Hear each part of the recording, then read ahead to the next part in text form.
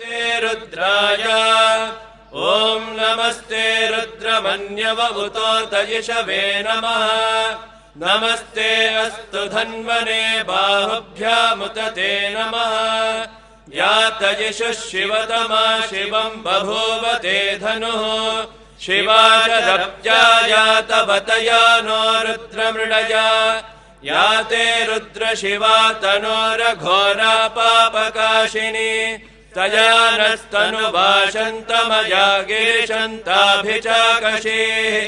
यामिषुङ्गिरिशन्तहस्ते बिभर्षस्तवे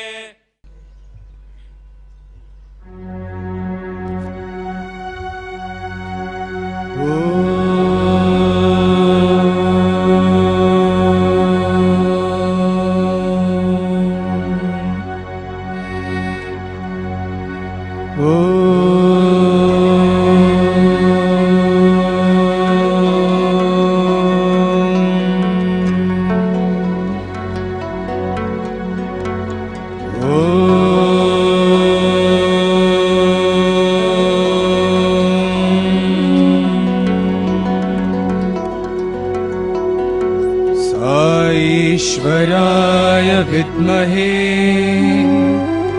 सत्यदेवाय धीमहि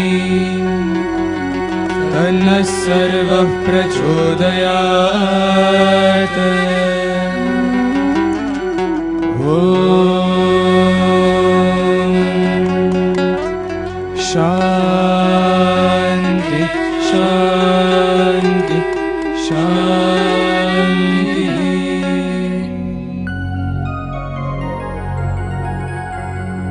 ब्रह्मानन्दम्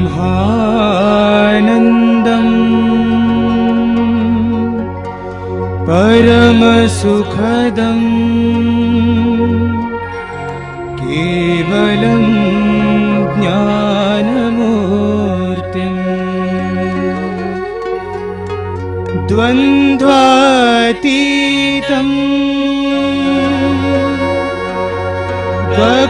गगनसदृशम् तत्त्वमस्याधिलक्ष्यम् एकं नित्यम्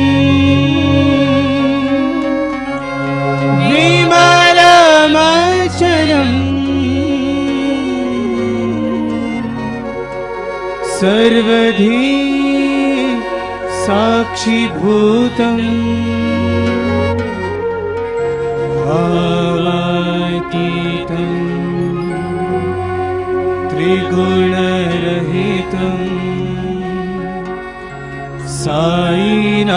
साईनाथाय नमो नमः। Bhagawan, our most compassionate Lord, the non-dual, attributeless, the omnipresent, the ever blissful. You have filled our lives with your pristine love and taught us to love you. Swami, how can we ever adequately express our gratitude to you? You have come and become the center of our lives, our mother, father, friend, and guide.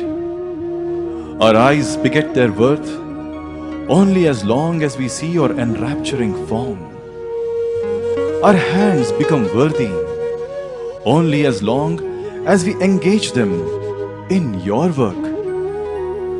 Our thoughts gain significance only when we contemplate on your message for mankind. Our body begets its worthiness only in being an instrument of expression of your will. Swami, give us the strength, the will to act, to be grateful for all that you have done for us. On this auspicious occasion of Aradhana Mahotsavam, we rededicate ourselves to your mission of love and peace.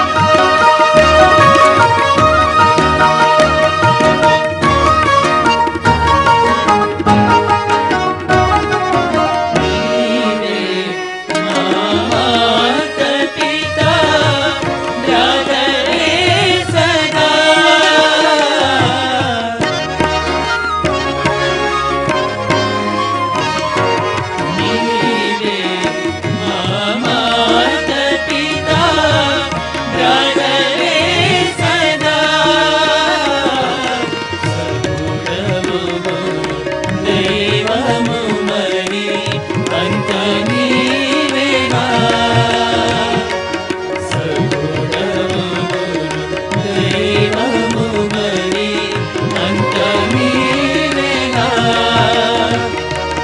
నీదే తనువు నీదే మనసు అంత నీవేగా అణువణువున కణకణమున నిండి ఉన్న సదయ హృదయం అణువణువున కణకణమున నిండి ఉన్న సదయ హృదయం మధురము శ్యామ సుందర సాయి ఆనంద ప్రదాయి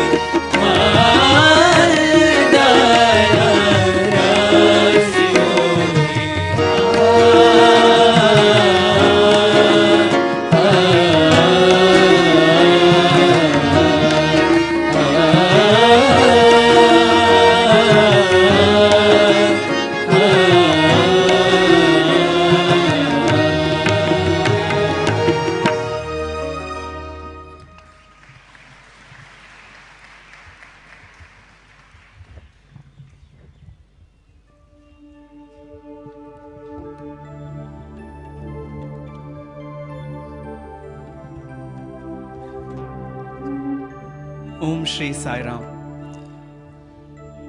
On behalf of all those gathered here, we express our heartfelt gratitude to Bhagawan, our humble pranams at the divine lotus feet of our most beloved Bhagawan. Respected Shri E.S.L. Narasimhanji, His Excellency, the Governor of Andhra Pradesh. Respected elders and my dear brothers and sisters, Sai Ram to all of you. We've all gathered here this morning in thousands, nay, in millions in different parts of the globe to express our heartfelt gratitude to our most beloved Bhagawan for all that He has been for us, for all that He has done for us, and for blessing us to be in His close divine physical proximity. I'm reminded of that glorious day, 17th of May 1968. The location was Dharmakshetra in Mumbai, and the occasion was the first world conference of the Sri Sathya Sai Seva organizations. On that day, Bhagawan made a divine declaration. He said, I have been hiding one aspect of mine from you, and today I am going to reveal that to you. And that is that I am Sarvadevata Swarupa. All the names and all the forms ascribed by man to God are present in this Sathya Sai manifestation. In the previous yugas, when the avatar came, there were very few who were blessed with the awareness of his divinity. A few saints, sages, monks, and those who were embodying the facets of the divine glory were blessed with that understanding. But in this avatar, when the avatar is still in the physical form, today, devotees from 55 countries have gathered here for this international conference. And you have been blessed because you have had the vision of the living divinity in your life itself. You are indeed very, very fortunate. Thank you so much, Swami, for having bestowed on us this greatest of opportunity of being in your divine physical proximity and realizing your supreme divinity. But Shashank, when the God comes down and descends on earth, his only purpose is the ascent of man to spiritual heights. It is like the mother who bends down to pick the child up into the warmth and protection of her embrace. I am reminded here of a small instance. We recently visited the TVS Motor Company, and Mr. Venu Srinivasan was sharing with us one small instance when Swami called him and his son for an interview. This was the first interview for the child, and he was very apprehensive and confused about what he could speak to the omniscient Lord of the entire universe. Swami called them inside, and this child had some apprehension writ large on his face. After some time, Swami turned towards him and asked, "Child, do you like cars?" This was his favorite topic. And he said, "Yes, Swami, I like cars." And then Swami narrated the various cars that had been blessed by his used in his avataric mission. And after that, they were conversing like good friends for a long time with thousands waiting outside. Then Swami asked him a very simple and innocent looking question. And Swami said, "Child, will you give me a car?" He was taken aback and said, "Swami, which car do you want?" And pointing to his heart, Swami said, "I want the car of your heart, so that remove all desires from your heart, so that sitting in the driver's seat, Swami can drive you through the lanes and bylanes of this world to the goal of self-realization." The highest of philosophy expounded to a small child in the simplest of terms. This way, Bhagawan has given Ananda, joy and bliss to all of us in one way or the other. Let us hear the glory of that embodiment of Ananda.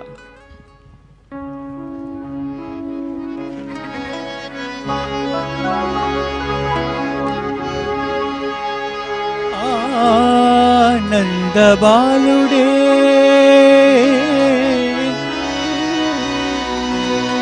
ఆనంద బాలుడై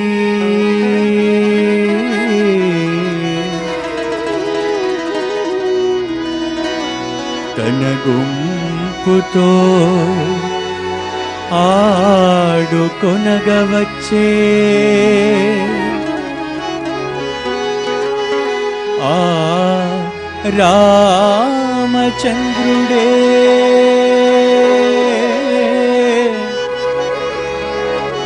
ఆ రామచంద్రుడై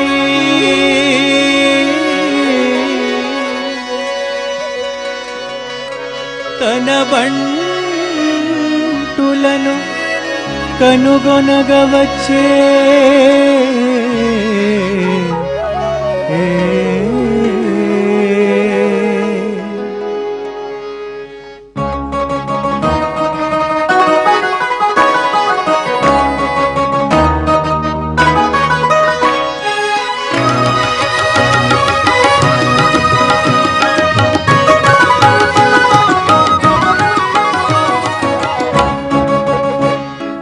మనిషిని మాధవుని చేయ మహిని స్వర్గముగమా మాధవుడే అవతరించే సత్య సాయి భగవాను ఎంత ప్రేమయో స్వామికి ఎంత ప్రేమయో సత్య సాయి భగవానునికెంత ప్రేమయో మనిషిని మాధవుని చేయ మహినే స్వర్గముగా మార్చ మాధవుడే అవతరించే సత్య సాయి భగవానుగ ఎంత ప్రేమయో స్వామికి ఎంత ప్రేమయో సత్య సాయి భగవానునికెంత ప్రేమయో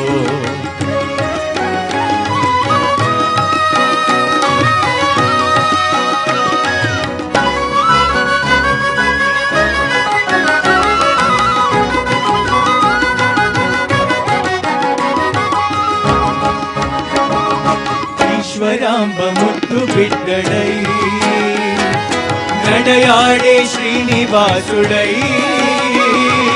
ఈశ్వరాంబ ముద్దు బిడ్డడై నడయాడే శ్రీనివాసుడై ఈశ్వరుడే అవతరించే ఈ పవిత్ర భారతాన ఎంత పుణ్యమో మనదెంత పుణ్యమో సత్య సాయి దర్శింప జన్మ ధన్యమో మనిషిని మాధవుని చేయ మహినే స్వర్గముగా మార్చ మాధవుడే అవతరించే సత్య సాయి భగవానుగ ఎంత ప్రేమయో స్వామికి ఎంత ప్రేమయో సత్య సాయి భగవానుగ ఎంత ప్రేమయో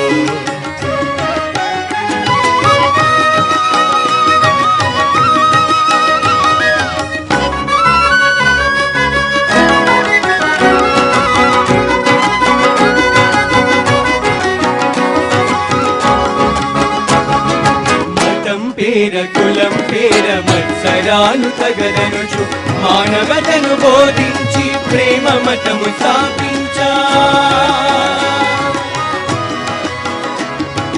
మతం పేర కులం పేర మత్సరాలు తగదనుచు మానవతను బోధించి ప్రేమ మతము స్థాపించా సంభవామి యుగే యుగే అని చాడిన రీతిగా సంభవామి యుగే యుగే అని చాటిన రీతిగా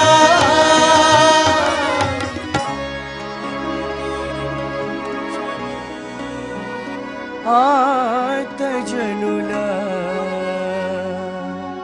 ఆదుకొనగా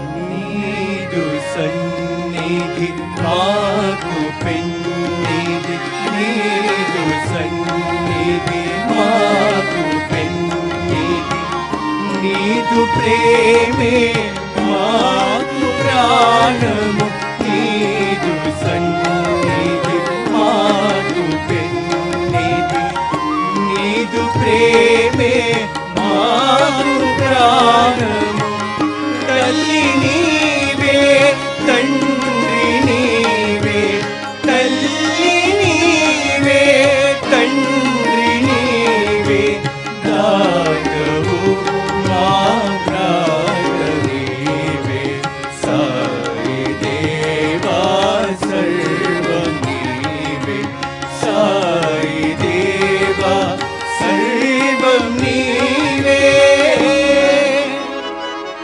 మనిషిని మాధవుని చేయ మహినే స్వర్గముగా మార్చ మాధవుడే అవతరించే సత్య సాయి భగవాను సత్య సాయి భగవాను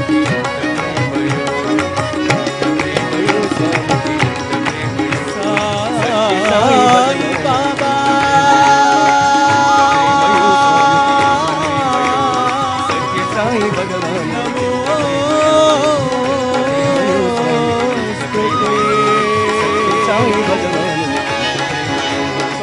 బాబా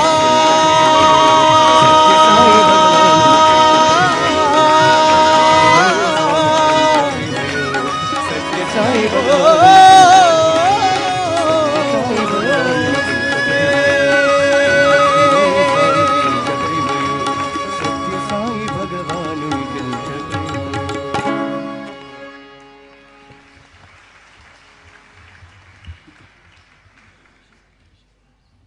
शायद गर्म हवा का एक झोंका था जो 1 साल पहले यहीं से गुजरा था। जमी पर लिखी कुछ पुरानी कहानी मिटा गया, कुछ नई दास्तां लिख गया फलक में, बिल्कुल उसी तरह जैसे पहले हुआ करती थी। शायद गर्म हवा का एक झोंका था। आज भी हर सुबह सूरज चला आता है तेरे आंगन में रोशनी मांगने। बारिश आज भी गुनगुनाती है इन्हीं शीशों के मुंडेरों पर। रोज जहां तुम बैठते हो आज भी वक्त की शाख से टूटे शिकायतों की सूखी पत्तियां हटाकर दुआओं की ताजी पंखुड़ियां छोड़ जाते हैं।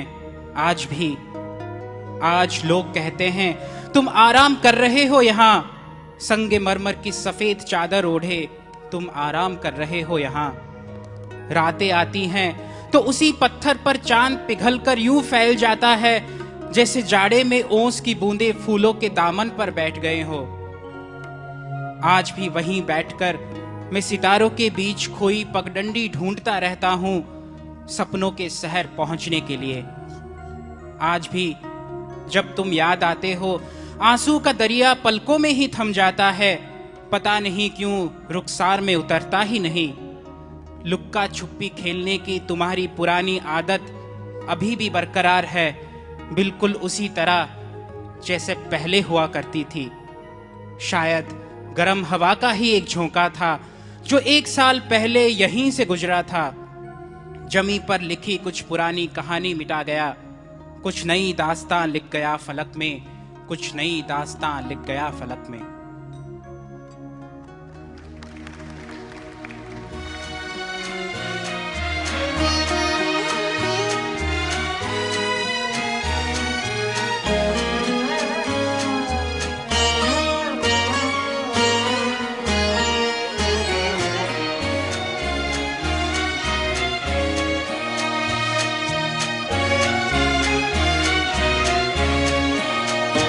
तू प्यार का सागर है, तू प्यार का सागर है।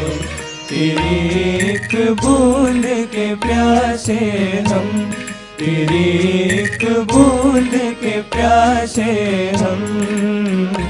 तू प्यार का सागर है, तू प्यार का सागर है। तेरी एक बूंद के प्यासे हम, तेरी एक बूंद के प्यासे हम। तू प्यार का सागर है।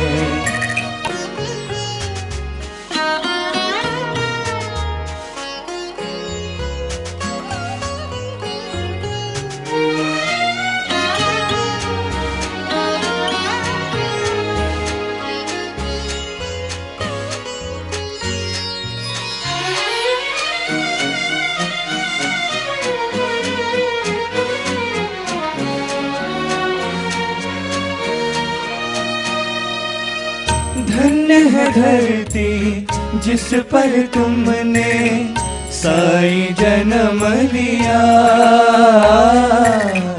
सबने जन्म लिया। दीन दुखी को गले लगाया, युग उपकार किया, युग उपकार दिया। चांद और सितारे भी, चांद और सितारे भी तेरी जयकार करेंगे सदा, तेरी जयकार करेंगे सदा। तू प्यार का सागर है।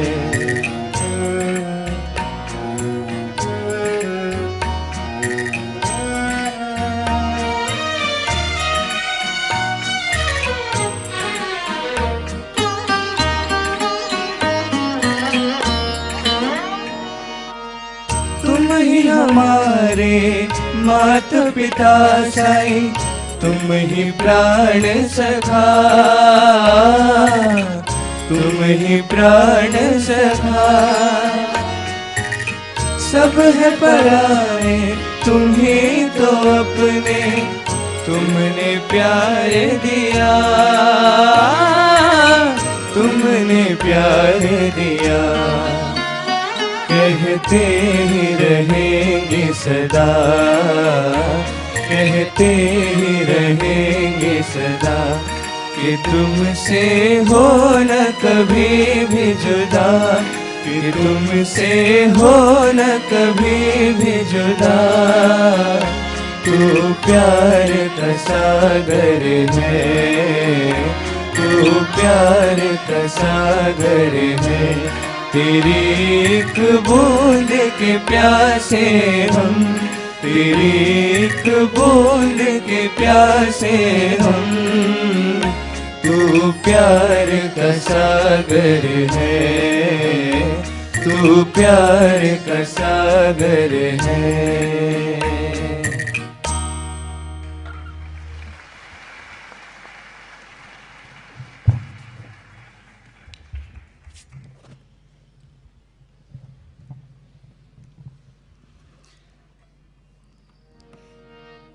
The recent years, couple of years back, it was a similar morning darshan session.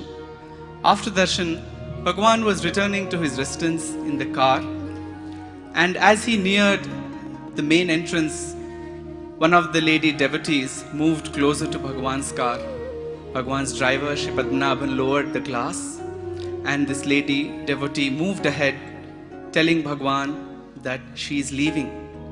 Bhagawan started speaking to her, and since his voice was very soft, this lady devotee moved close to Bhagawan's lips and tried to gather what Bhagawan was saying. Towards the end of that conversation, Swami said something which was totally out of context, and this lady did not understand as to what and why Swami said that. She left thereafter, but this thought lingered in her mind, why Bhagawan said that. Days passed, so did weeks and months, and then on 24th of April 2011, she was shattered. And in that sorrowful moment, those words which Bhagawan had told her that day while leaving rang in her ears. The words which Bhagawan had told her not once but 3 times. He said, I am not going anywhere. I am not going anywhere. I am not going anywhere. These were the words which even Shirdi Baba had mentioned to Lakshmi Bai when she was crying to Baba, saying that please don't leave us. What will happen to us after you go? Shirdi Baba said, Lakshmi, when did I ever come that I am leaving now? I am always here. I will always be with you. Wherever my glory is sung, wherever my devotees gather, I will always be with you. With you, around you, above you, below you, in you, guiding you and guarding you like the eyelids guard the eyes. Very well said, brother. That Swami is here with us this moment, and he will be with us every moment of our lives. But what is the greatest that a human life can ever achieve? This was the question that Bhagawan posed to some of us gathered in the benign warmth of his presence in Kodaikanal one day. Many answers, from Shravanam, Kirtanam to Atmanivedanam, all the answers possible were given, but none could satisfy Swami. And then when we become quiet, the Lord answers. And he said, in these Chatur Yugas, in these eras from Satya Yuga to Kali Yuga, all Dashavatars come to remove the wickedness and establish righteousness on this earth. But the trinity of Sai Avatar has come only once. And that is why the physical proximity of the Avatar, to be in his presence and more so to be called upon to serve him, is the greatest and the most opportune thing a human life can ever achieve. And a question rang into our minds, and we said, Swami, Can anyone ever deserve this, to be in your presence like this? And Swami said, no. If I look at your deservedness, you cannot stay with me for even 1 second. You can't even have one glimpse of mine. I keep showering you with continuous grace so that you can make the most of my presence in this physical human form. Sisters and brothers, we are blessed that we had the opportunity to be in His presence. And more so, just like Lord Rama called upon the Vanarasena and his various people to come and serve him, today we have the opportunity to be a small part in His grand and divine mission.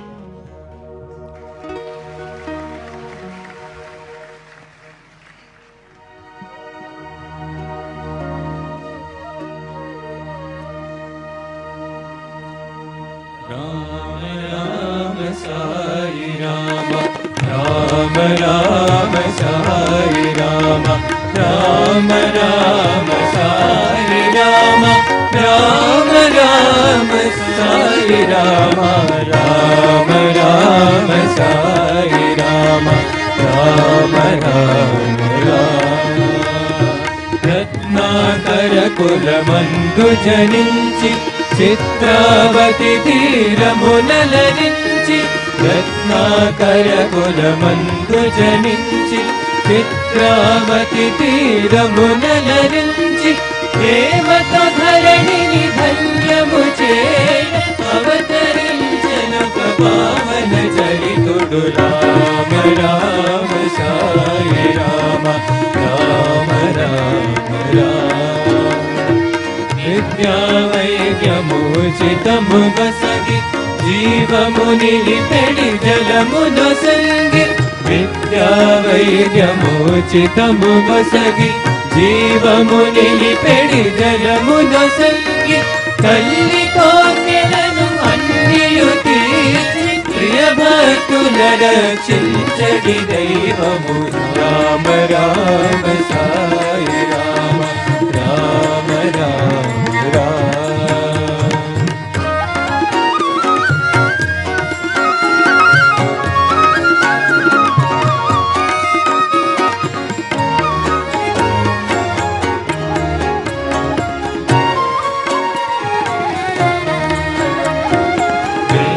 శాస్త్రముల పోషణ చేసి, యజ్ఞయాగాది క్రతువులు సల్పి.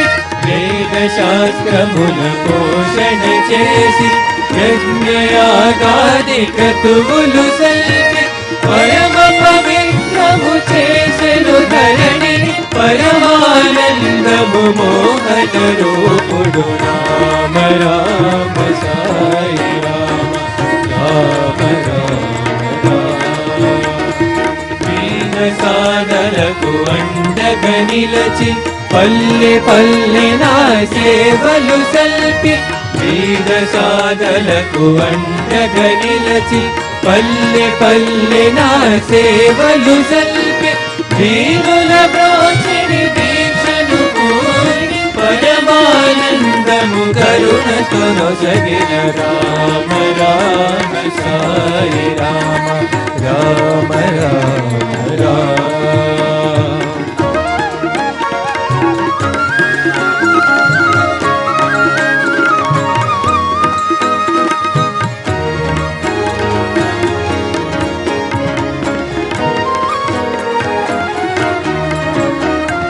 కులమత భేదములన్నీయు బాపి, మానవులందరినొక్కటి చేసి.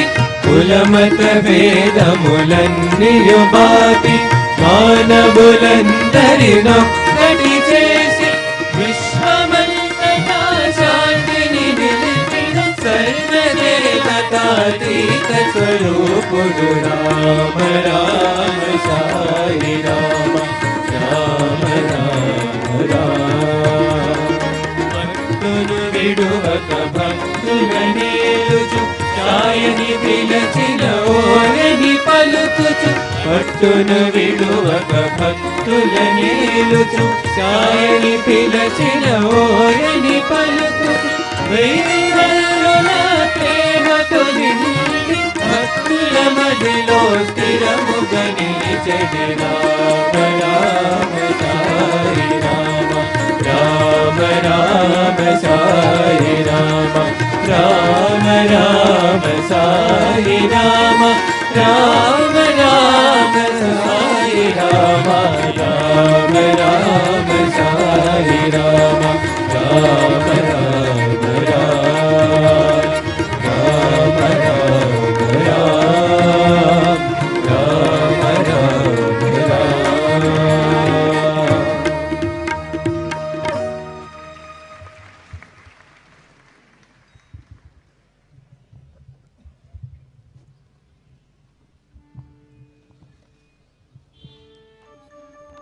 Many a times, many of us are asked this one question. What is the greatest contribution that Bhagawan has made to mankind? And many of us often reply, the healthcare institutions, the educational institutions, or the water projects. But on deeper contemplation, we cannot help but ask ourselves this question. Does God descend on earth only to create these institutions? Or are these institutions a means to an end? An end so magnanimous, so profound, that it lies beyond the comprehension of the human mind. No doubt these institutions are the most exemplary of their kind anywhere in the world.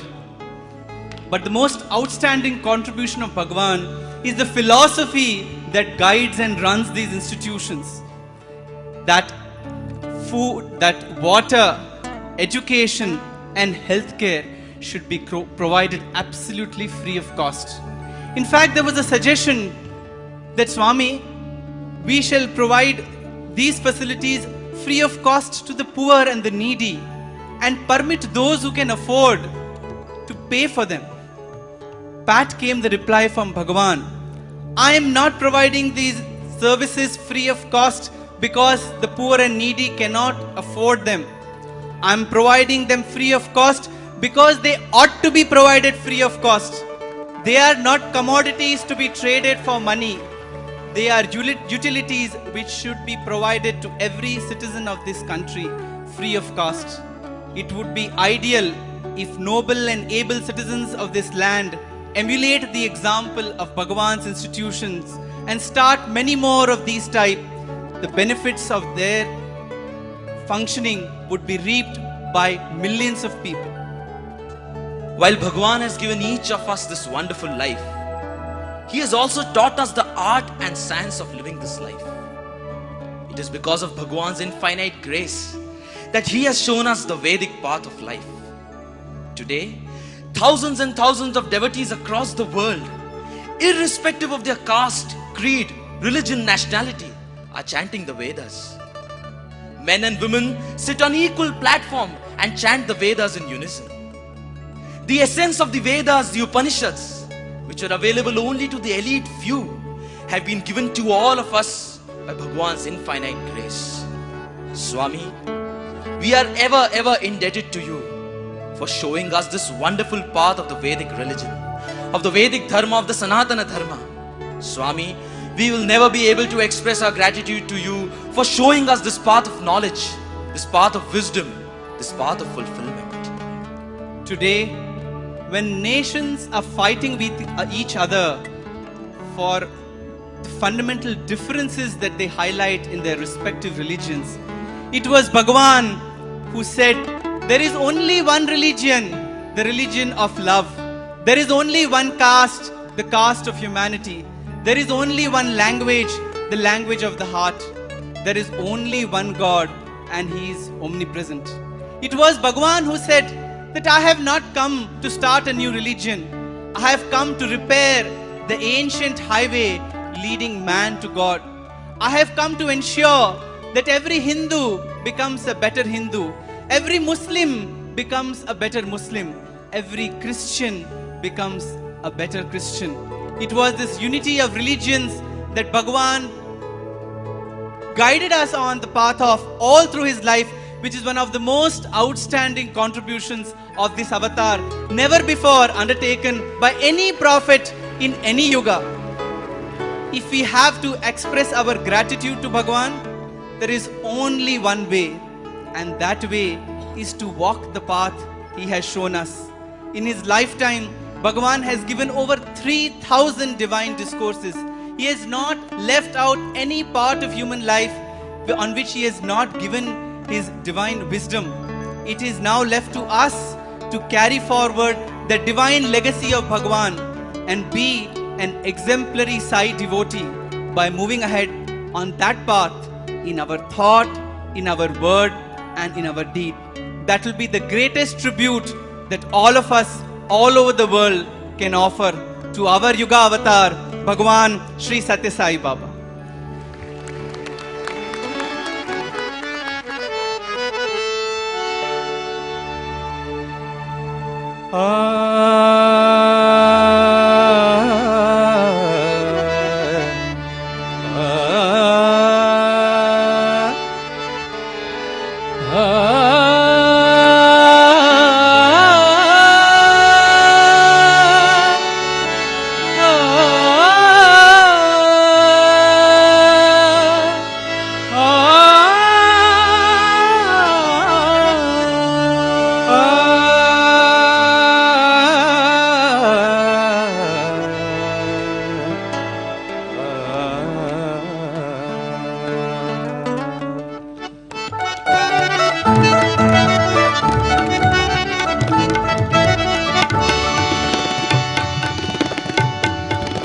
Sai के दरबार में जी हाँ जी साई के दरबार में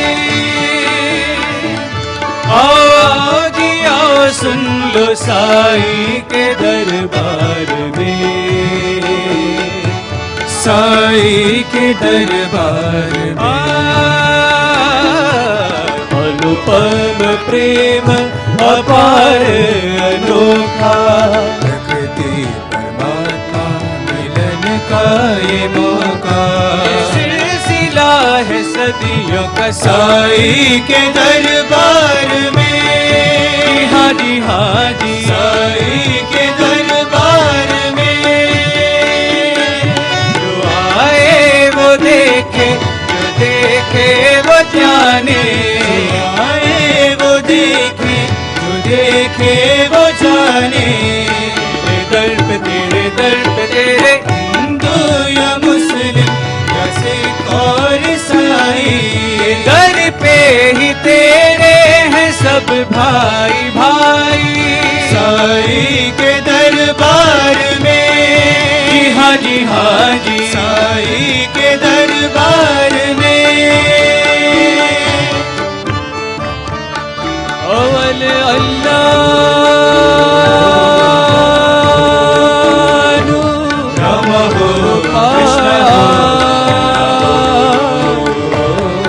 कुदरत के सब बंदे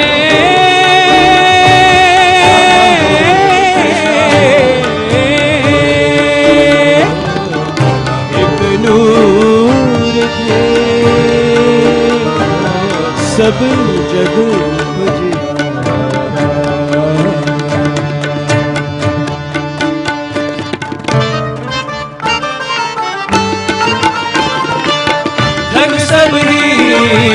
एक समान सिख ईसाई हिंदू मुसलमान सिख ईसाई हिंदू मुसलमान धर्म सब ही हाजी एक समान हाजी धर्म सब ही हाजी एक समान हाजी सिख ईसाई हिंदू मुसलमान सिख ईसाई हिंदू मुसलमान बोलिए बोलिए जी बुद्ध सौराष्ट्र महावीर नाम बोलिए बोलिए जी बुद्ध सौराष्ट्र महावीर नाम सिख ईसाई हिंदू मुसलमान सिख ईसाई हिंदू मुसलमान प्रेम धर्म ही एक देखो सिख ईसाई हिंदू मुसलमान सिख ईसाई हिंदू मुसलमान साई के दरबार में साई के दरबार में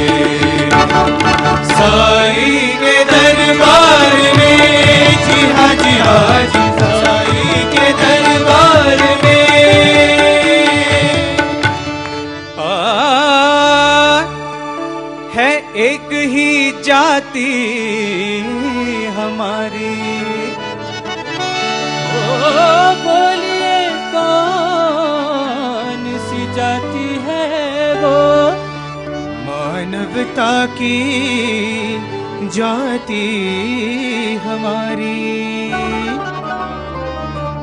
समता समग्रता समैक्यता सौभ्रातृत्व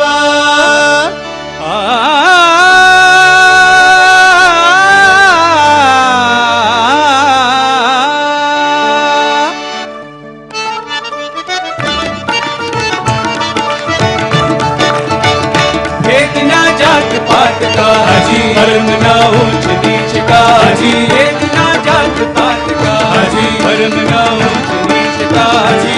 मेरे दर पे आए वो सभी एक हो जाए, वो सभी एक हो जाए, वो सभी एक हो जाए। न जात पात का है भेद यहाँ, न ऊंच नीच का है धर्म यहाँ। न जात पात का है भेद यहाँ, न ऊंच नीच का है धर्म यहाँ।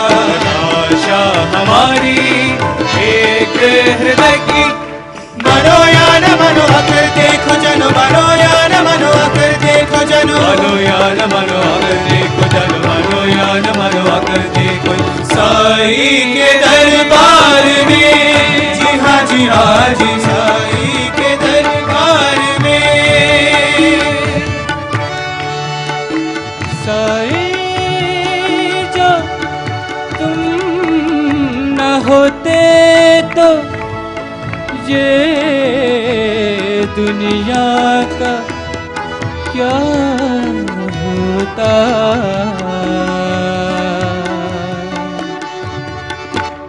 परंपरा पुरानी बदल गई है यार, काली घटा छाई है कलयुग की यार, काली घटा छाई है अली अली अली अली अली अली, काली घटा छाई है कलयुग की यार। मगर इस घन घोर अंधेरे में ये रोशनी किधर से उठी है। मानो या न मानो अगर देखो जनो, मानो या न मानो अगर देखो जनो, साई के दरबार में आओ आओ जी आओ सुन लो, साई के दरबार में आओ आओ जी आओ सुन लो, साई के दरबार में आओ आओ जी आओ सुन लो, साई के दरबार में आओ आओ जी आओ सुन लो, साई के दरबार में साई के दरबार में आओ आओ सुन लो, साई के दरबार में साई के दरबार में।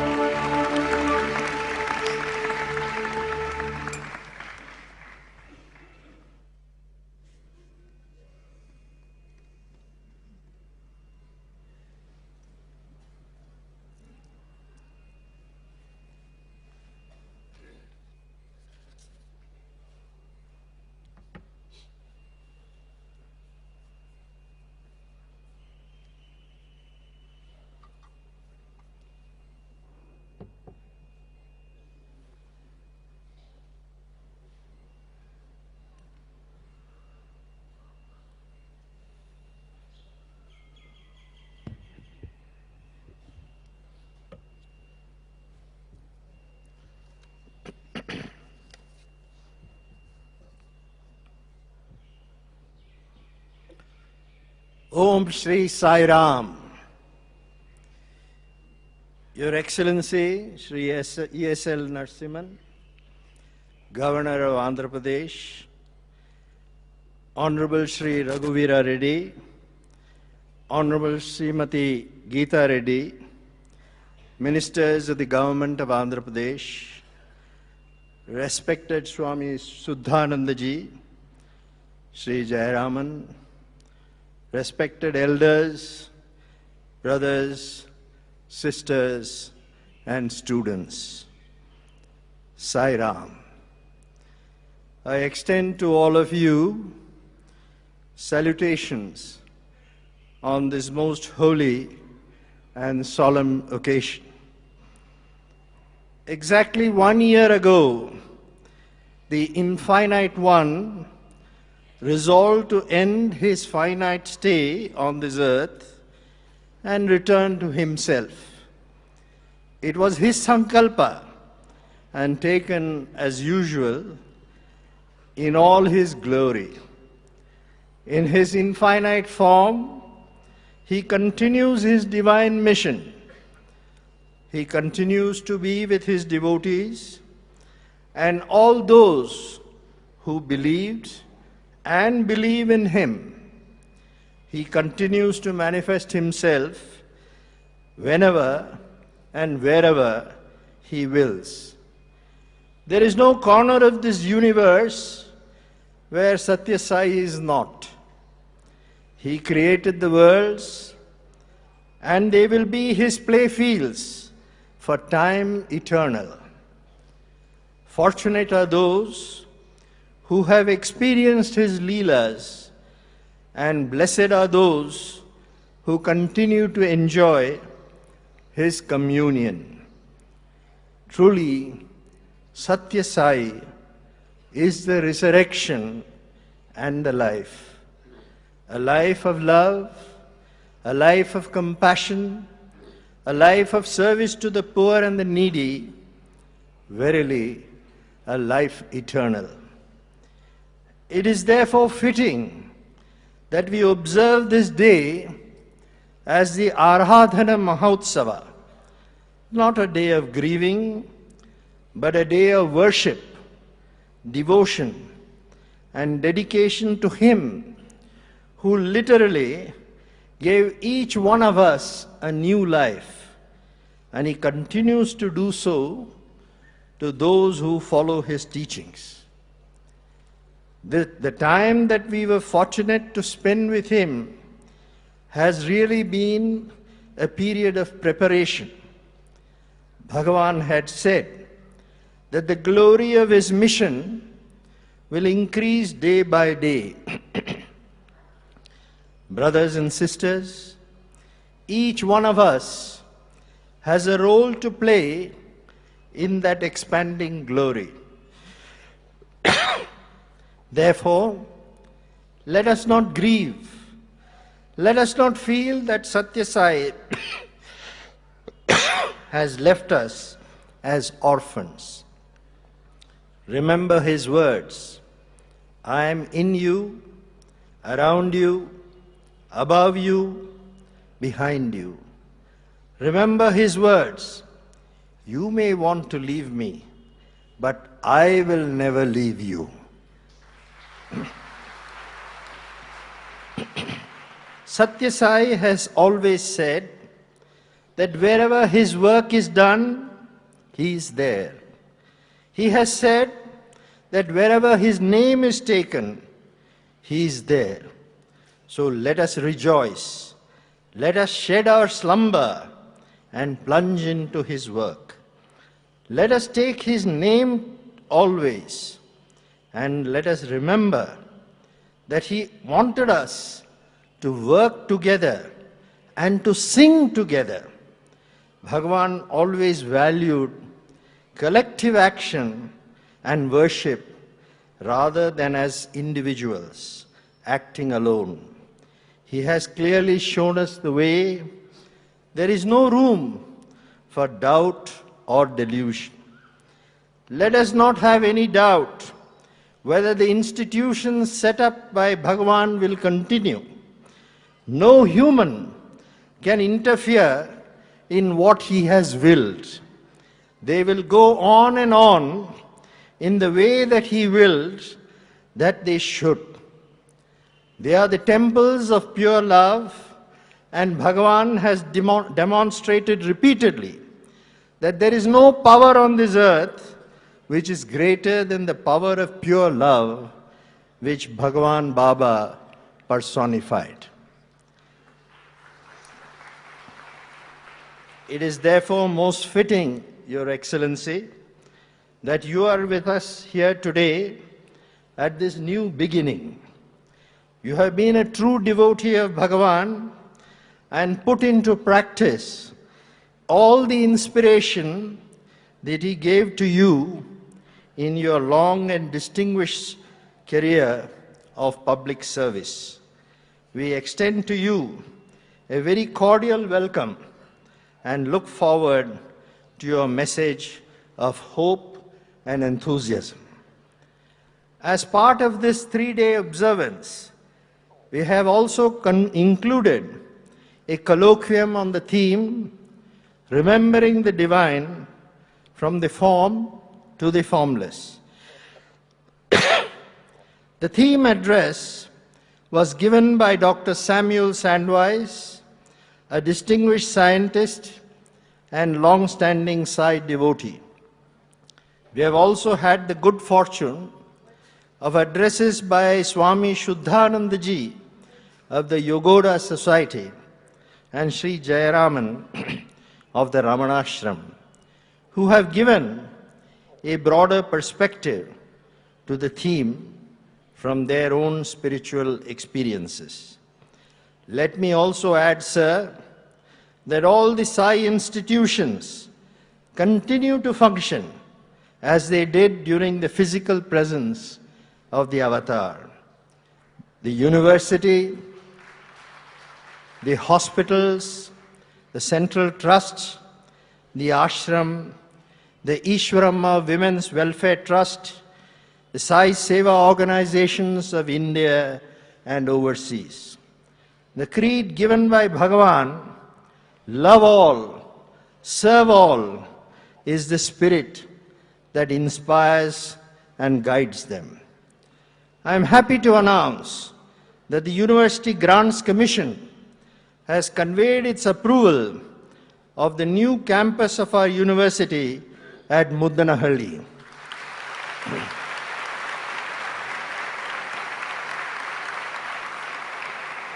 This campus will officially begin to function from the ensuing academic year. I am also happy to inform the audience that with the inspiration of our beloved Bhagawan, the trustees of the Sri Sathya Sai Central Trust have resolved that the trust should expand the coverage of the Sri Sathya Sai Rural Drinking Water Supply Project in Anantapur district, set up by Bhagawan Baba, with the addition of a further 118 villages at a cost of over 80 crores of rupees.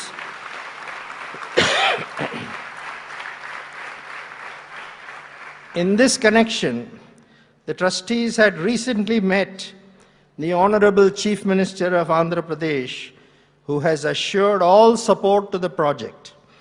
The official government order from the government is expected very shortly, on receipt of which the work will immediately commence. The project will be completed in 2013. Baba, in his munificent water projects, has covered over 1,500 villages, helping more than 2.5 million people with pure drinking water.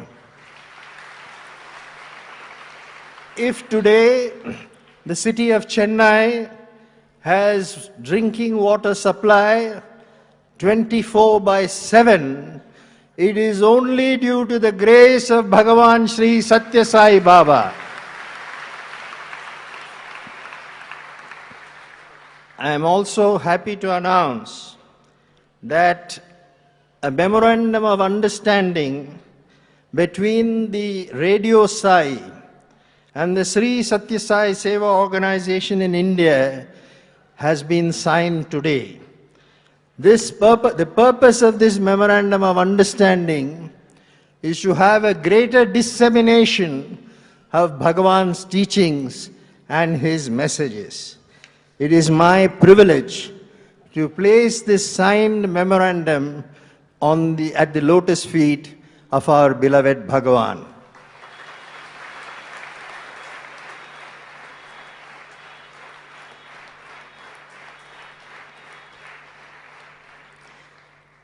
All that is done and will be done is only done by Bhagawan, not by us.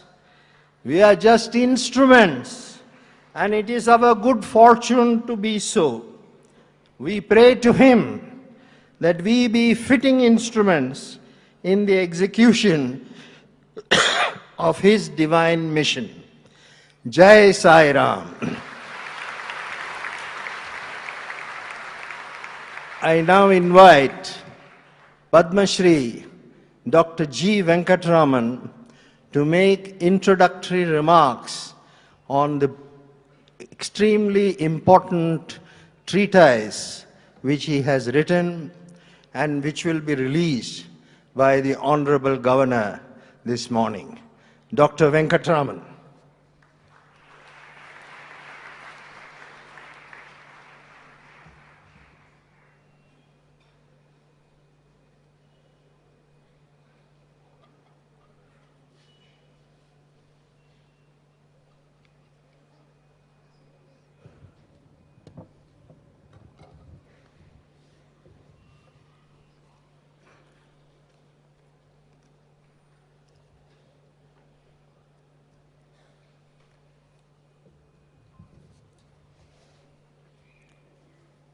Most beloved Bhagawan, as always, I would like to begin by offering my humble and respectful salutations at your divine lotus feet. Your Excellency, the Governor of Andhra Pradesh, distinguished guests, esteemed elders, dear brothers and sisters, and not forgetting you, my dear students, Sai Ram to all of you. Your Excellency, with your kind permission, I would now like to say something about the book that you have so graciously agreed to release after I finish speaking. In the Bhagavad Gita, the Blessed Lord says that everything is Brahman, including the various aspects of the offerings made to Him. What it means in this case is that the book was written by Swami, edited by him, designed by him, and printed by him. And he it was who also published it. That said, in the inscrutable divine drama in which all of us play a part, God does everything through instruments. I was one of those, and if at all I had anything to do with this book, it is just that I operated the keyboard. And Brother Gary Bells, who is happily here, or sitting over there, was the instrument that headed the team, which converted a rather scrappy manuscript into an elegant coffee table set, which you will soon see after His Excellency releases the book. Now, any number of books have been written about our beloved Bhagavan Baba. That said, this book is different in many ways. Essentially, it's a biography rather than a hagiography, and it is addressed specifically to those who know little about Swami or have never heard of him. You might ask, why was such a book needed? Here's my answer. Presently, the world is facing all sorts of complex problems. Even if we try to forget them, the media would not allow us to, because for today's media, it's bad news that is front page or breaking news. As Mark Twain said, rumor goes all the way around the world before truth is even able to put on its shoes. Many of the problems humanity faces today are so complex that they seem beyond solution, like climate change and terrorism, for example. However, the fact is, and please believe me, Swami's teachings can solve any man-made problem, no matter how complicated and naughty it is. Since Swami's life itself was his message, does it not follow that people in high places everywhere should know something about Swami's life, what Swami did for humanity, and how he did it? Well, that in brief is the raison d'etre for the book about to be released. It is my earnest hope that through this book, the heads of the World Bank and the IMF, for example, would be able to ensure that the projects they fund do not get lost in red tape as they are bound to unless those executing the projects are charged with love and compassion for the beneficiaries.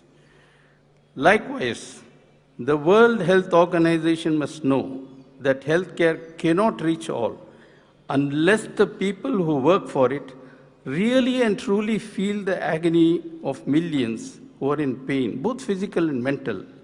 Like, for example, that of countless mothers who lose their baby during childbirth simply because they have no hospital to go to or not even the assistance of a midwife. And let me not forget the Secretary General of the United Nations, who is constantly struggling to bring peace to different parts of the world where violent conflict is raging, as in fact is happening right now and as he is trying to do right now. Is it not time for him to know that peace cannot be secured merely through the suspension of conflict, but only through the play of genuine compassion, understanding, and love? To put it simply, this book is the story of pure love and how it can make the impossible happen, provided people give up their love for power and try instead to use the power of love, which is truly unlimited. Swami's story really begins on October 20, 1940, the day when Sathya, as Swami was known then, dropped out of school and left home saying that people were calling him and that he was going to serve humanity.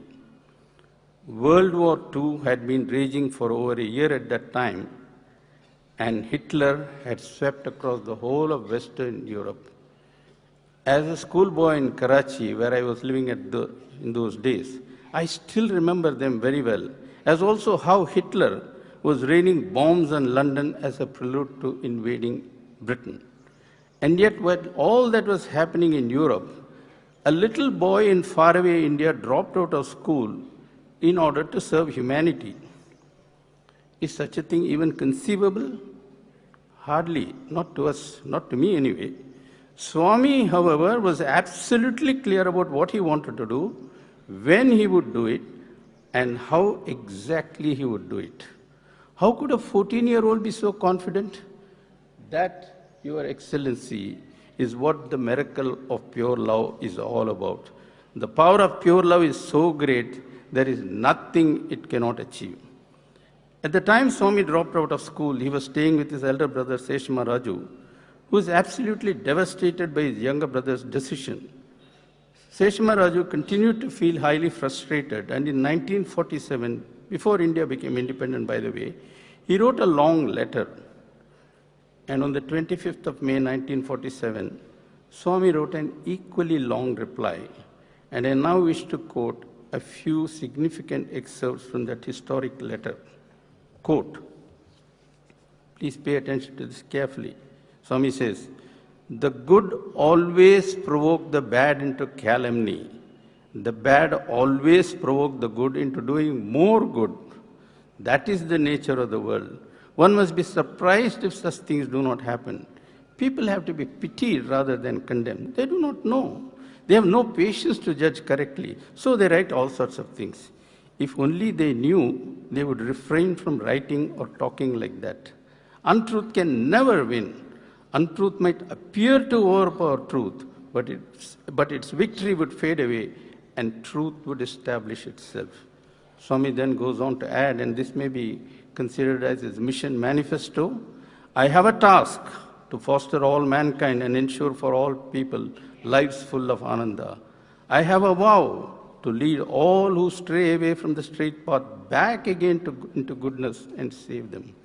I am attached to a work that I love, to remove the suffering of the poor and grant them what they lack. I will not give up my mission nor my determination. I shall carry them out. I act and move only for the sake of mankind. No one can comprehend my glory, whoever he is, whatever his method of inquiry, and however long his attempt. You will yourself see the full glory in the coming years. Devotees must have patience and forbearance." End of quote. And now, with your permission, sir, I'd like to give you a 90-second sample of the authority with which Swami could speak, and I request you to pay attention to the video screen over there. Can I have the clip, please? ఈనాడు పవిత్రమైనటువంటి యొక్క ఈ సమయం నందు నేను మరొకటి కూడా సంకల్పించుకున్నాను.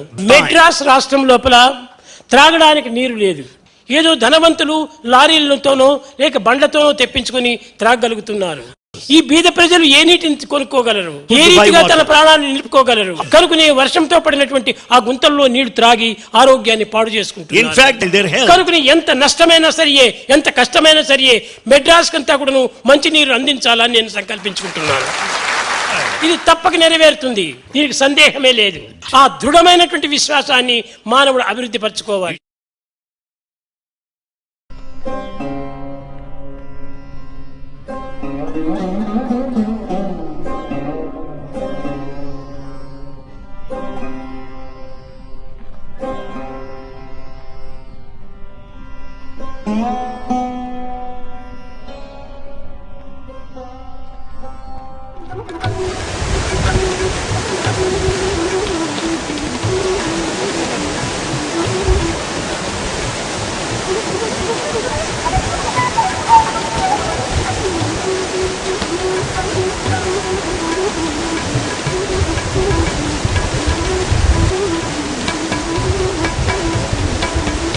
ఎంత నష్టమైనా సరియే, ఎంత కష్టమైనా సరియే మెడ్రాస్ కంతా కూడా మంచి నీరు అందించాలని నేను సంకల్పించుకుంటున్నాను.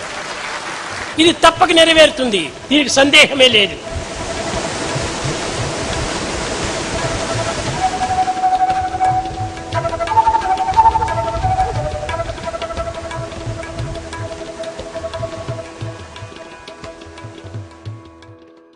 That showed you Swami making an emphatic declaration to solve the drinking water problem of Chennai.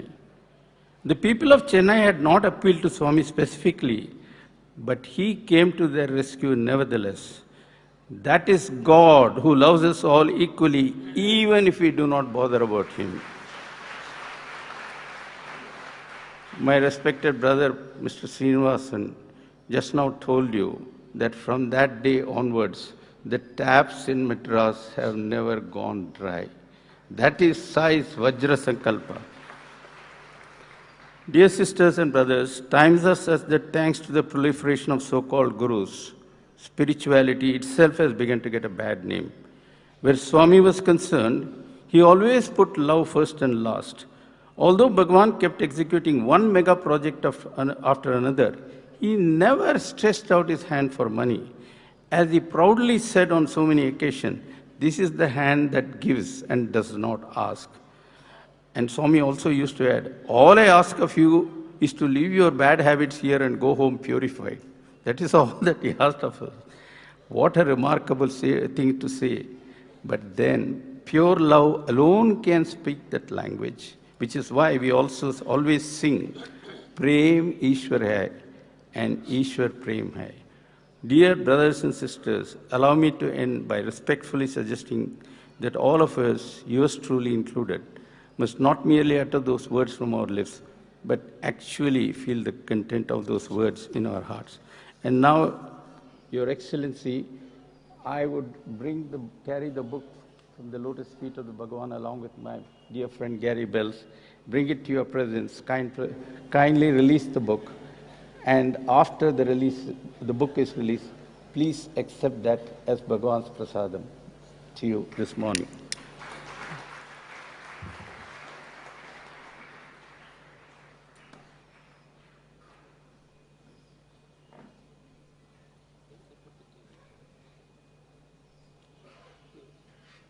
Sorry, sir, you have to come here.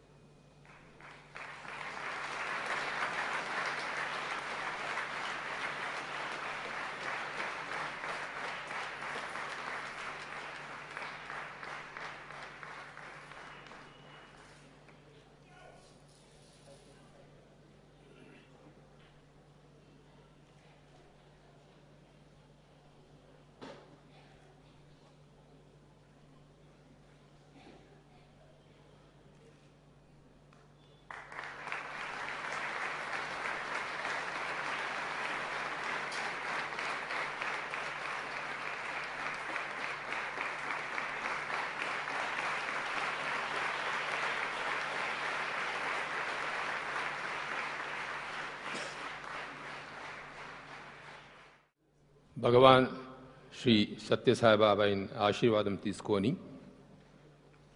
ఓం శ్రీ సాయిరామ్. నా ముందు ఉన్నే ఈ సాయి భక్త సామ్రాజ్యం నా కన్నుకు తెలియలేకన సర్వలోకంలో ఉండే శ్రీ సాయి భక్త సామ్రాజ్యం మీ అందరకు నా వందనాలు.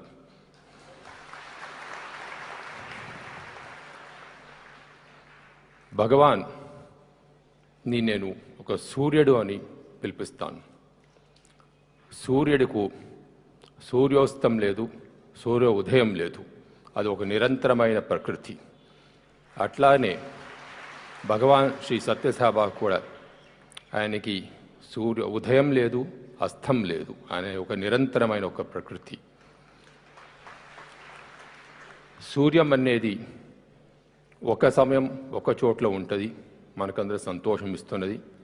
ఇంకొక సమయం ఇంకో చోట్ల ఉంటుంది. అంతే సర్వలోకంలో సర్వ ప్రకృతిని అందరికీ సంతోషం ఇచ్చేది సూర్యుడు. అట్లా అంటే భగవాన్ శ్రీ సత్యసాయిబాబా కూడా ఈ లోకంలో ఉండే అన్ని మందులకు సంతోషించిన ఒక మహానుభావుడు ఆ Shri Sathya Sai Baba.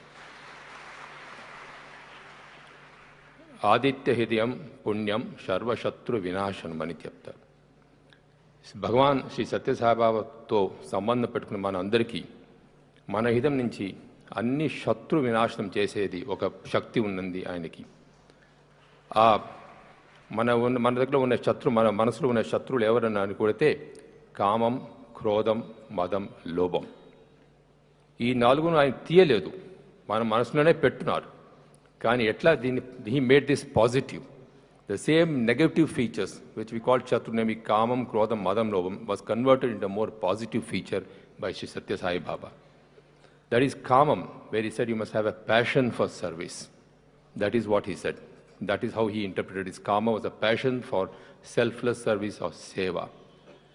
Krodham is angry with yourself if you are not able to achieve or do this seva for the others, a selfless seva. Madam is something where you feel happy that that God has given you this opportunity to serve mankind.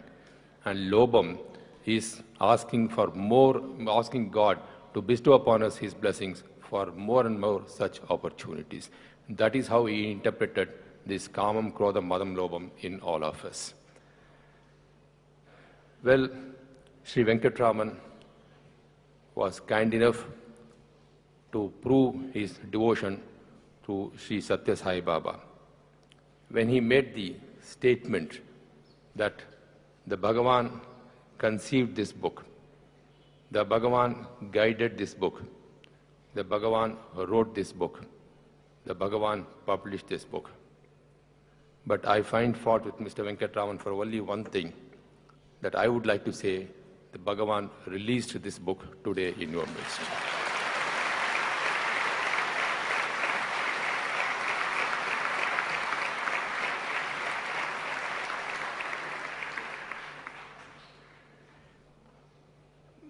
Bhagavan may not be in our physical presence today. You may say so, but I don't agree with you. Because Bhagavan is somebody whom you experience, you don't see. You have to experience the presence of Bhagavan and not see it. Right now, sitting here, you cannot see the sun. Can you say there is no sun? You cannot.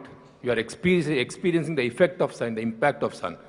So also, while Bhagavan may not be here with us, in our presence here today, probably is in some other part of the globe, giving that sun and that light and illumination to another group of Sai Bhakta Samrajyam.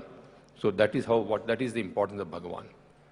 Though exactly a year back on this very day, at 7 a.m. when we got the message in Hyderabad, saying the light has gone out of our lives. My first reaction was, it is a wrong way, light has not gone out of our lives. Light has in fact come into our lives.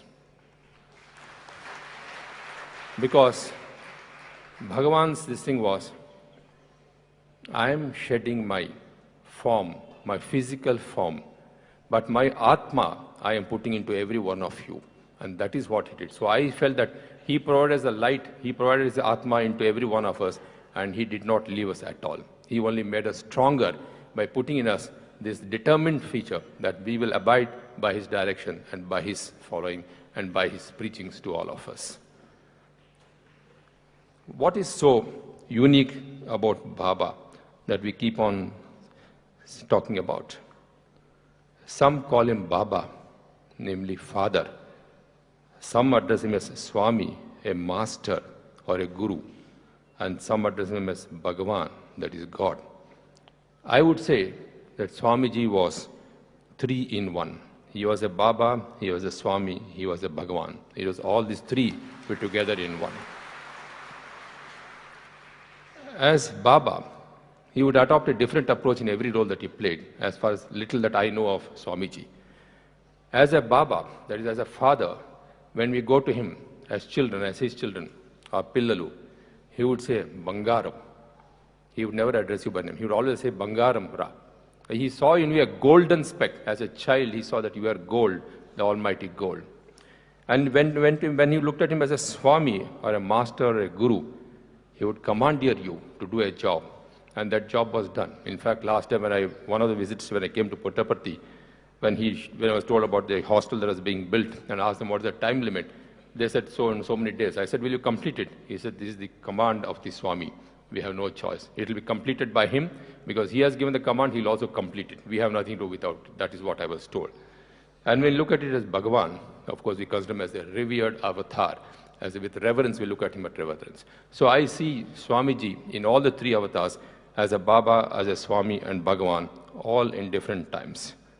Actually, we are aware of this concept, Matru Devo Bhava, Pitru Devo Bhava, Acharya Devo Bhava, Atiti Devo Bhava.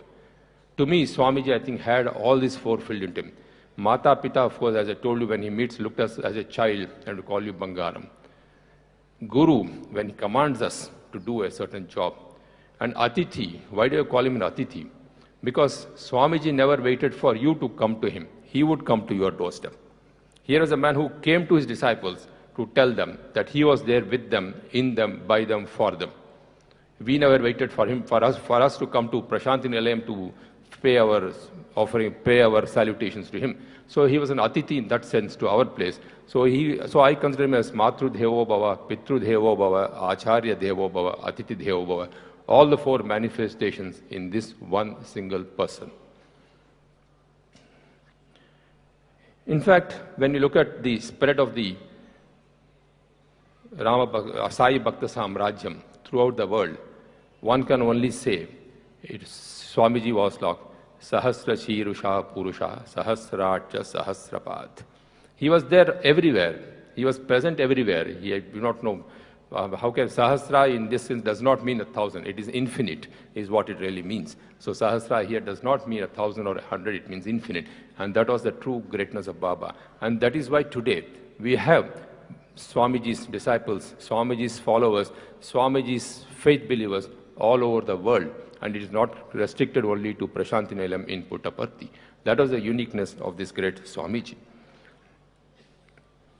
He was one who did not believe in one particular religion or one particular God. For him, it was Ekam Sat Vipra Bahuda Vadanti.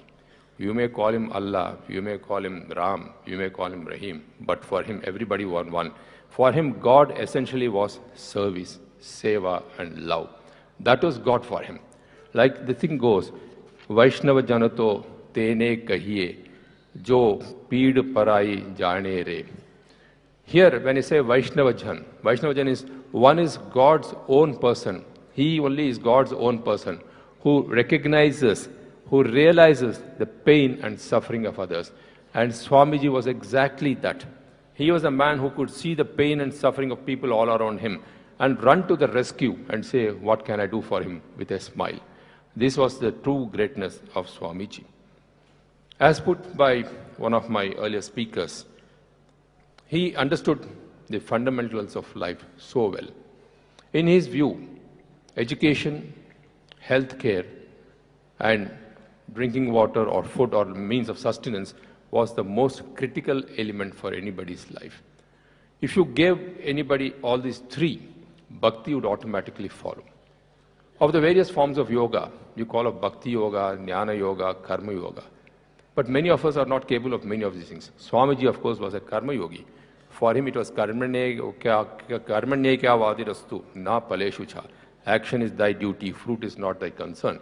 But every one of us cannot become a karma yogi. It's an extremely difficult thing. All of us are still human beings. So there is a certain attachment, there's a certain expectation, there's a certain belief in all of us. But Swamiji was above all that. That is why he was being called Bhagawan. He had become an avatar. And for him, he thought, by giving all these basic minimum, at least people will get bhakti into them, the devotion into them, and that will make them true citizens, and the march to mukti will be much easier. So he really promoted bhakti yoga in all of us by providing these basics, namely education, healthcare, and the means of sustenance of life. How crucial it is, ladies and gentlemen, you may ask, brothers and sisters, you may ask. I mean, education today is, I think, the key to life. If you don't have proper health, there's nothing that you can do if you're going to be lying sick in hospital all the time. If you don't have the basic minimums of means of sustenance, I may give you great lectures, theoretical postulations, etc. But ultimately, at the end of the day, I want that morsel of food to fill my stomach. I want that drop of water. Sagar ka ek boond mujhe chahiye.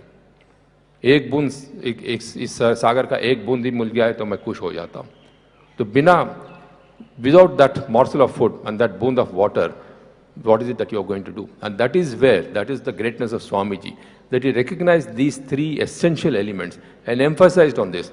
And today, we have institutions which he has built up with such great care. In fact, I think I am very unpopular as far as my state is concerned. When I keep on saying this, if one Swamiji could do this, why is it that we as a government are not able to do this?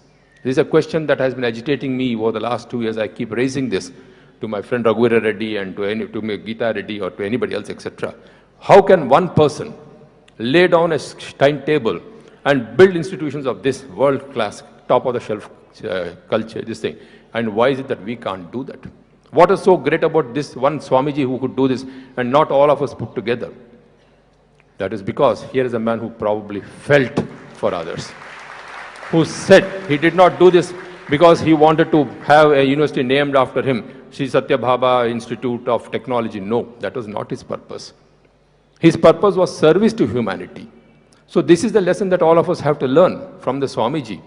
Whatever we do, let us do with this simple thought in us that we are doing this to serve humanity. This will improve the lives of our people. And our whole concept of life should be, how can I help my brethren? All of us may not be in the same position, various different people. After all, when Ram was crossing and going over to Lanka, near Rameshwaram, where the Vanara Sena was building the bridge for him, when the bridge was being built, huge boulders, the Vanara Sena would take it and keep going. There was a small squirrel which was nibbling in the mud.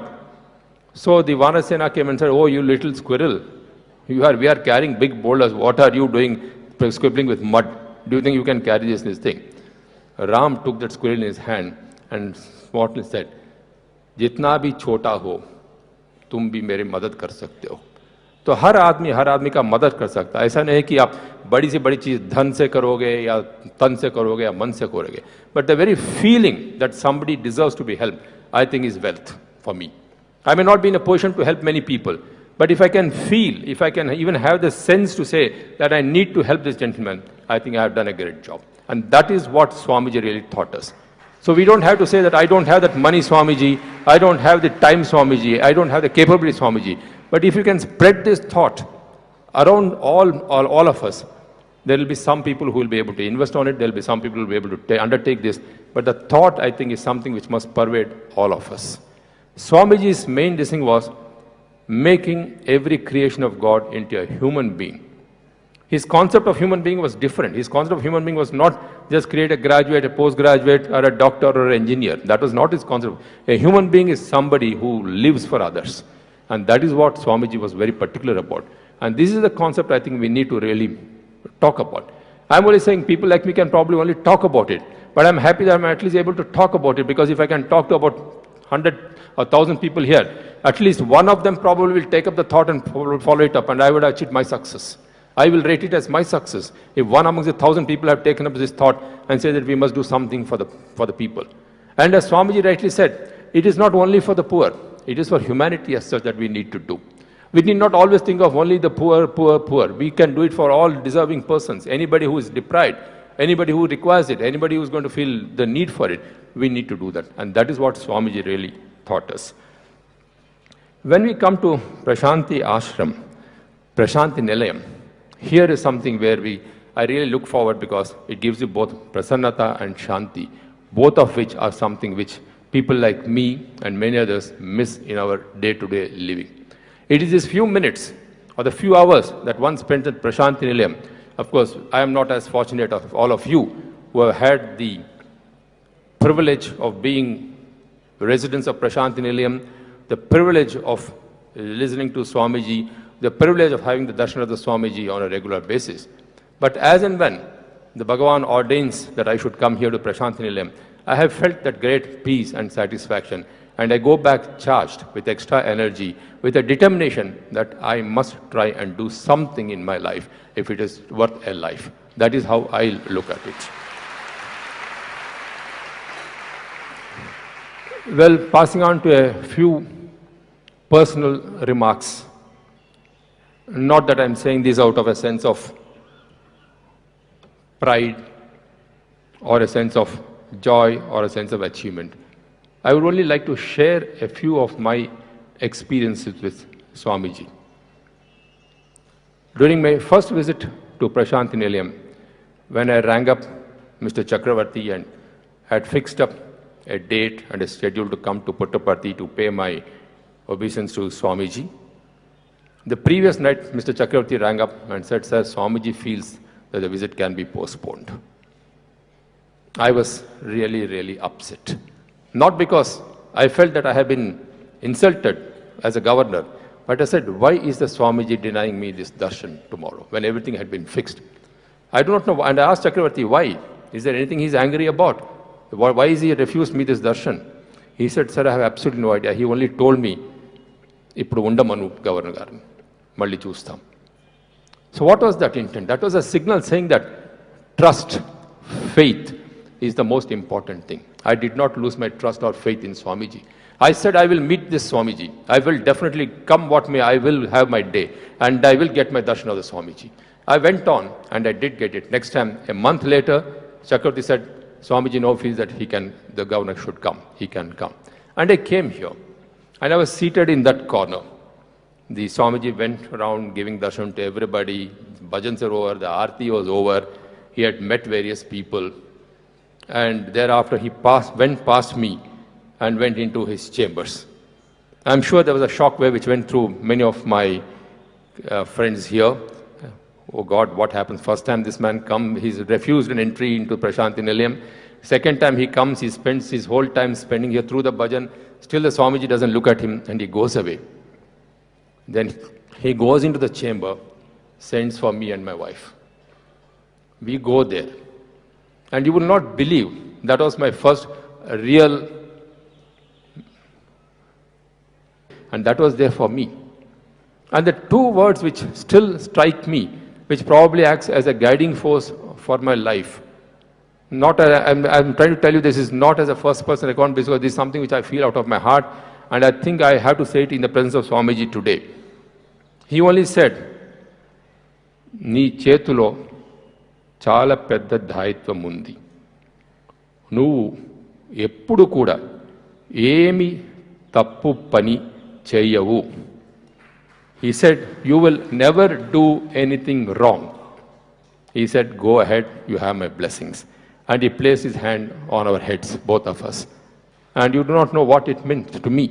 To me today, that probably is my biggest strength. I may be doing a lot of wrongs, but I always feel, here's a Bhagawan who had told me that you will never do a wrong. So I probably feel that that is how it is destined and that is how it is happening. So I almost surrendered my deeds. Like it is being said, this is Kayena Vacha Manisendriya Buddhatvanava Prakriti Savad Karomi Yaddam Sakalam Parasmai Sriman Narayanati Samarpayami. So I have surrendered myself. I said, okay, if I am doing something, it is being ordained by somebody else. It is not in my hands to do this job and I am doing this. In that sense, probably I've almost turned into a sort of fatalist or somebody who has accepted anything in life coming through. But I think it was probably one of the best moments of my life, getting that blessing from Swamiji. On a second occasion, when I came to him, I had come here to seek his blessings for a very close relation of mine who had a serious health problem. And we are all human beings. We come to seek. We don't give. Because I am still a basic human being, a raw human being. So you might understand why is this man talking so much. Ultimately, all that he comes here is to seek and not give. But seeking blessings is also something which has to come into your heart. Because every one of us has that aham in us. Aham brahmasmi is what we all think. But giving that aham and coming to a sage like him and saying, I seek your blessings, I think is itself God's own thing. So all that I came to him was, with folded hands, I said, Swamiji, I seek your blessings. I hope nothing will happen.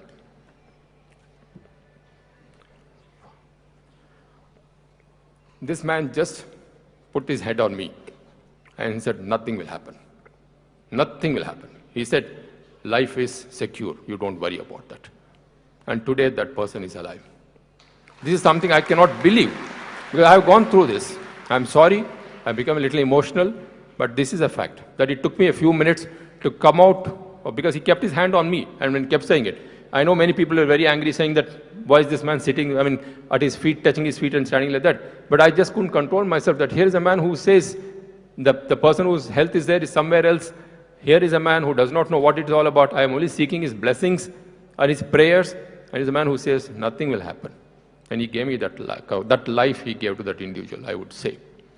On the third occasion when I came here, I was out there sitting in that corner doing the discourse or bhajan that it was. He was sitting here on his throne. He told somebody, ask him to come forward. I do not know how he knew. I don't think he even saw me at all, but he said, ask him to come forward. So somebody came and said, Sir, mundu ravali. So I then moved into that corner and sat there. Then again, he beckoned that man, he said, ask him to come and sit next to me. So I said, Swamiji, I can't sit next to you. I'll sit behind you. But next to you, I cannot, because I don't think I'm worthy of that. I cannot. Though you are on the throne, I am on the floor. But still, I said, I cannot sit next to you, and I sat behind you. I said, I do not know why is this man doing it. So this same Swamiji, who at one stage felt that I should wait for my darshan, this was a transformation that he brought in me as a great man. And that is my faith and belief in this Swamiji today. If I have come today, I have not come here as the governor of Andhra Pradesh. I have come here as somebody who has adored him, who sort of worships him, as somebody who has given me a life. I have great faith. As I told you, at least in these two personal incidents, I am seeing the impact even today. And that is what faith is built over experiences. So that's why when I said that Swamiji has to be experienced, he is not to be seen. You have to experience what Swamiji's presence means. And it is there everywhere. It may be in your house, it might be in your drawing room, it might be in your office room, it might be wherever, it might be here. You don't have to necessarily come here and only then do it. Can you imagine any other place where thousands of people would come and sit in such a disciplined fashion? I have been telling my colleagues in the police force, look at this discipline. There's nobody controlling these crowds. They are going in the queue on their own. Nobody's pushing, nobody's sawing. And all of them are going. How does this happen? It is not that Swamiji has told you, you must not do this. I don't know, it comes on your own. All of you are there on the line, queues are going over miles, people are walking quietly. Many of you probably may not even get a glimpse of him. You may probably just feel the fact that Swamiji is somewhere around. You go back happy saying that I have come to Prasanthi Nilayam today. And you go back saying, I've had a darshan of the Swamiji, even if you have not had the darshan. That is the greatness of Swamiji. The essential listing of him was seva. The concept of seva, selfless seva, seva for the needy, need not necessarily be for poor. If you can do that, if you can preach that, even if you can't do that, I think we would have achieved a great milestone in our lives. Our lives are not like Bhagawan's lives. Ours is not Ananta Yatra. Ours is Anta Yatra. We have an end in our Yatra, whereas he is an Ananta Yatra. His journey goes on. So in that short period that life has been given to us, it will be very useful if only we could follow Swamiji's teachings. If only we could convey his teachings to others, for people, like mundane people like me who cannot probably implement or carry out the task that he would like us to do. Even if you could sort of convey this to others, we would have done a great job.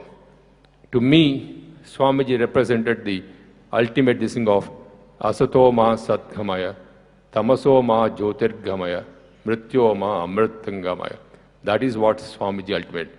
From darkness unto light, from ignorance into knowledge, from death into immortality. That is what Swamiji ultimately represented.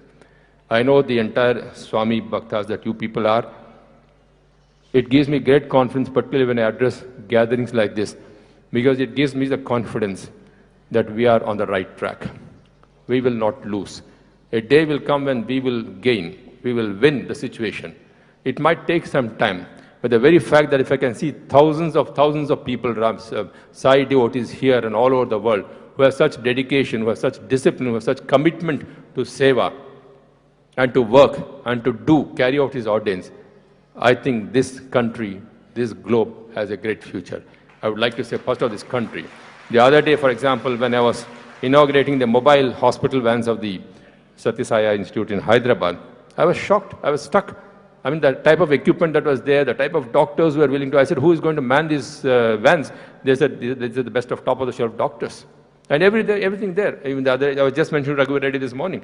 I said, if these people can run vans in every district, if Swamiji can say that I'm going to provide drinking water for Chennai city, if Swamiji does it, if Swamiji says I'm going to provide drinking water for Anantapur district, why can't I do it? I will do it, is what I am trying to tell this audience.